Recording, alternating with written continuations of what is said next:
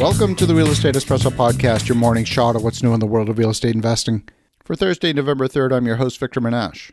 On today's show, we're taking a look at the casualties of the latest Fed policy moves. On Wednesday of this week, the Federal Reserve announced another 75 basis point increase at the FOMC meeting. These meetings happen every 6 weeks, and the next one will be in the middle of December. We continue to experience a yield curve inversion where short-term interest rates are substantially higher than long-term interest rates. That inversion is even more pronounced than it has been in recent memory. When asked about the timing of changes of policy stance, Chairman Powell said, "At some point, it will become appropriate to slow the pace of increases. That time is coming, and it may come as soon as the next meeting or the one after that. No decision has been made. It's likely we'll have a discussion about this at the next meeting." That's a direct quote from his comments.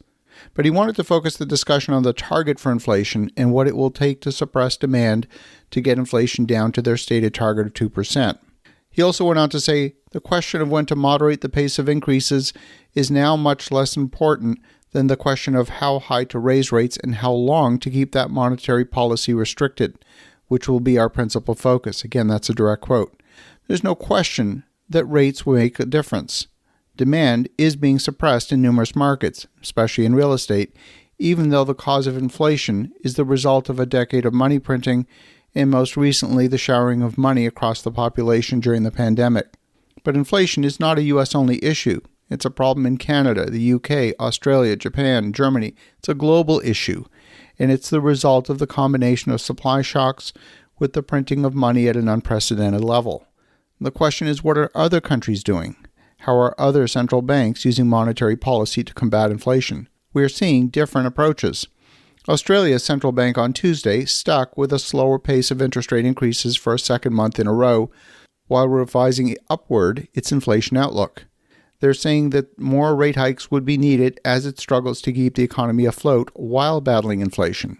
At its November policy meeting, the Reserve Bank of Australia lifted its cash rate by 25 basis points to a 9-year high of 2.85%, the seventh hike in as many months. It surprised many in the markets last month by downshifting to a quarter point, following 4 consecutive moves of 50 basis points, and they cited an already substantial rise in rates as the reason. Inflation is now expected to peak around 8% later this year, up from a previous forecast of 7.75%. and eventually to slow to about 3% in 2024. That would still leave it above the central bank's 2 to 3% target range. Reserve Bank of Australia's Governor Philip Lowe said in a statement that the bank's board is seeking to return inflation to the target range while keeping the economy on an even keel.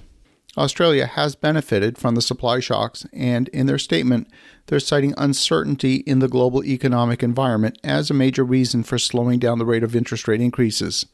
They're taking a global view, whereas the Federal Reserve is taking more of a U.S.-centric view, and in particular, they're focusing on the psychology of inflation and the anchoring of inflation expectations, rather than looking at the leading indicators for both the U.S. and global data.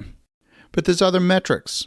The ISM Manufacturing PMI Index fell to 50.2% in October from 50.9% in September, pointing to the slowest growth in factory activity since the contraction in mid-2020.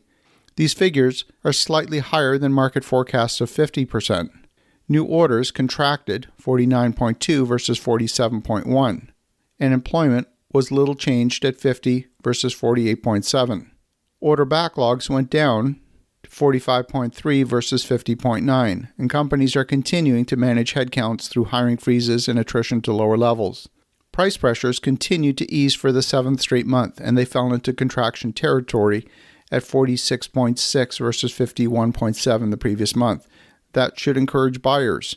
Back in June of this year, the PMI was in the 80s, indicating extreme price pressure, and we are now definitely in contraction territory. The notion that interest rate increases can stamp out inflation is frankly worth challenging. It's not entirely clear that the linkage between those two variables is firmly established. If high interest rates were enough to calm inflation, then inflation would not be a problem in Turkey or Ecuador or Argentina. Real reason for the high inflation is the printing of money. That's the problem. And it's not just about anchoring expectations. If there is a real business opportunity in the nominal economy, a 3.75% interest rate increase is not really going to dissuade a business from pursuing that business opportunity. Higher interest rates have definitely translated into job losses. In numerous sectors, like the property technology sector, we're starting to see job losses. Open Door Technologies is laying off about 18% of its workforce, shedding more than 550 employees, while Chime is cutting 12% or about 150 employees. In the tech sector, Qualcomm announced a drop in shipments for cell phones on a global basis. As the largest supplier of microprocessors into the cell phone industry, Qualcomm is a bellwether to the entire industry. In my mind, Fed policy is disconnected from the global perspective. We need to listen to what Chairman Powell is saying. The Fed governors are going to continue to raise interest rates until they see sustainable, tangible economic slowdown in demand.